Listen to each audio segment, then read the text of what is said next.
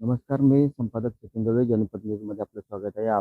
मोहोळ पंचायत समितीचे इलेक्शन चालू आहे. ते जे सचिन चव्हाण आपल्यासोबत आहेत, त्यांच्या मिसेस पंचायत समिती गणासाठी काय सांगाल एकूणच? प्रथमतः आपले राज्याचे उपमुख्यमंत्री माननीय अजितदादा पवार यांचे दुःखद निधन झाले. त्यांना प्रथमतः मी श्रद्धांजली वाहतो. माझे नाव सचिन सुरेश चव्हाण. माझी पत्नी सौ सायली सचिन चव्हाण या शिरापूर पंचायत गणमधून निवडणुकीसाठी उभे आहेत. का तुम्ही म्हणजे पॉलिटिक्समध्ये कशा पद्धतीचं तुम्ही निवडणुकीसाठी गेला किंवा का वाटलं तुम्हाला आपण इलेक्शनमध्ये उतरावं? प्रथमतः म्हणजे माझे वडील माननीय सुरेश भाऊ चव्हाण हे पहिल्यापासून म्हणजे बरीच वर्ष 40 वर्षापासून गावातील आपल्या मातीसाठी काहीतरी करावं, अशी त्यांची खूप इच्छा होती. आपल्या गावातल्या लोकांसाठी काहीतरी करावं म्हणून पुण्यातून पहिल्यांदा ते आपल्या गावातील काही लोक असतील, पुढारी असतील, त्यांच्यासाठी मदत करून शेतकऱ्यापर्यंत ती मदत पोहोचवण्याचं बरेच वर्ष वडिलांनी काम केलं माझ्या पप्पांनी. त्यातनं मला एक करावंसं वाटलं त्यांचं मला सगळं काम बघून असं वाटलं की नाही. पण याच्यात एक गोष्ट सांगायची म्हणजे माझ्या वडिलांनी 40 वर्ष जरी समाजसेवा केली असेल, तरी आजपर्यंत आमच्या घरातली कुठलीही व्यक्ती उभी राहिली नाही, केली नाही. प्रथमतःच माझी पत्नी सौ सायली अ, निवडणुकीसाठी उभं करण्याचा मी निर्णय घेतला. कारण की गावातील प्रत्येक लोकांसाठी जरी वडिलांनी निधी त्यांच्या स्वकष्टाने खर्च केला असेल, तरी तो काही पुढारी स्वतःसाठी वापरत होते. ते लोकांसाठी जात नव्हता, पोहोचत नव्हता. त्यामुळं यावेळेस आम्ही पप्पांनी म्हणजे सुरेश भाऊंनी असं ठरवलं, की यावेळेस आपण आपल्या घरातला उमेदवार देऊ. आपण स्वतः शेतकऱ्यांसाठी काहीतरी करू. त्यासाठी माझ्या पत्नीला उभं केलं. म्हणून आता आम्ही हवा निवडणुकीसाठी उभा आहोत. कारण की वडिलांना शेतकऱ्यांबरोबर बद्दल बराच कळवळा आहे. शेतकऱ्यांसाठी करण्याची खूप काही इच्छा आहे. कारण की माननीय उपमुख्यमंत्री अजितदादा यांचं पूर्वीपासून सांगणं होतं, की तुम्ही शेतकऱ्यांसाठी काहीतरी करा. आपल्या मातीसाठी काहीतरी करा.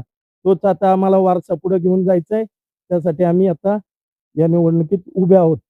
अ, उपमुख्यमंत्री अजितदादाचे जे पत्नी आहेत, त्यांनाच काल नुकताच त्यांचा शपथविधी झाला. त्यांच्या अजितदादाचं काम असं होतं, की शब्द बोलायचा आणि जे काम आहे ते घेऊन जायचं. आता तुम्हाला असं वाटतं, की त्यांच्या माध्यमातून सुद्धा आपल्याला चांगल्या पद्धतीनं काम होईल किंवा विकास होईल? कशा पद्धतीचं आव्हान पेलता येईल आपल्याला? हे बघा, पहिल्यापासून आम्ही अजितदादांच्याच म्हणण्यानुसार अजितदादांचीच जे काही इच्छा होती त्यानुसारच आम्ही काम करत आलेलो आहे.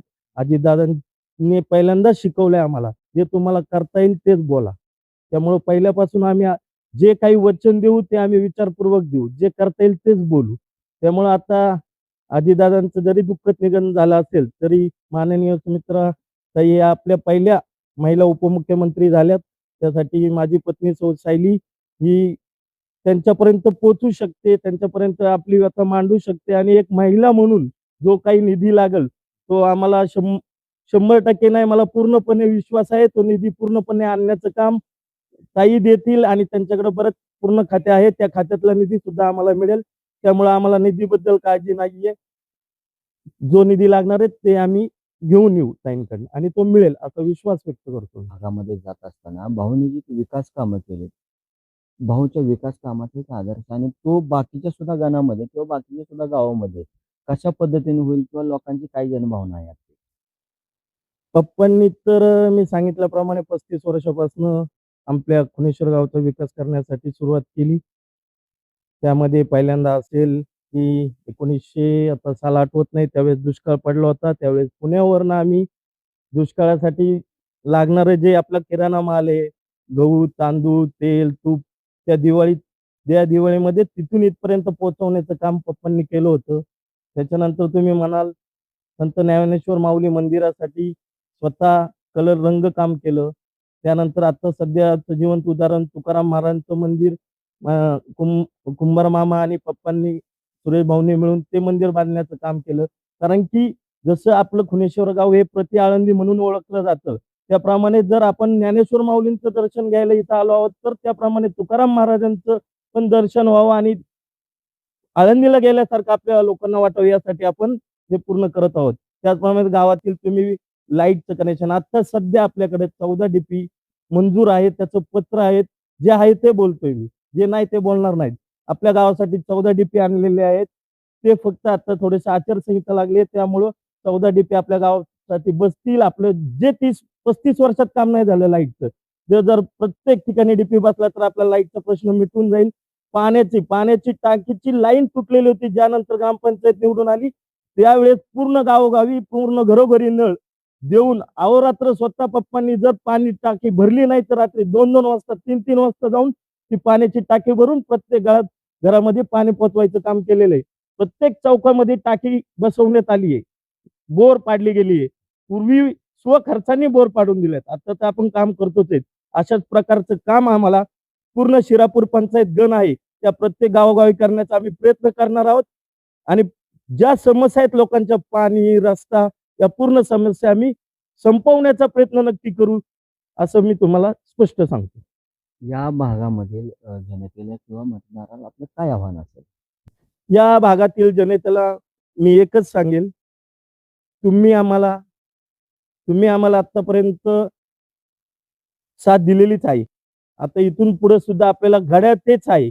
फक्त वेळ नवी आहे. त्यामुळे मी जनतेला आव्हान करेल, की आपल्या सर्वांगीण गावाच्या विकासासाठी, गावातील विकासासाठी तुम्ही एकदा आम्हाला निवडून द्या. जे काही 35 ते 40 वर्षात नाही झालं, ते आम्ही तुम्हाला पहिल्या 5च वर्षामध्ये तुमची कामं पूर्ण करून नक्कीच तुम्हाला विश्वास जो तुम्ही आमच्यावर दाखवला, तो पूर्ण करू. तुमच्या विश्वासाला आम्ही तडा देऊ जाणार नाही, ही मी तुम्हाला खात्री देतो. त्यामुळे येणाऱ्या 7 तारखेच्या मतदानाच्या दिवशी सकाळी 7:30 ते 5:30च्या वेळेमध्ये तुम्ही भरगच्च असं मतदान देऊन घड्याळ या चिन्हावर अनुक्रमांक 2 मधील बटन दाबून भरघोस मतांनी विजयी करा. तसेच आमचे जिल्हा परिषद गटाचे उमेदवार माननीय संतोष अण्णा साहेब आमच्या बरोबर आहेत. त्यांचं चिन्ह आहे धनुष्यबाण. त्यांच्या अनुक्रमांक 1 आहे. त्यावरील बटन दाबून आम्हाला पंचायत समितीमध्ये जाण्याची, सभापतीची संधी द्या. आम्ही नक्की तुमच्या गावचा विकास करू, अशी विनंती करतो.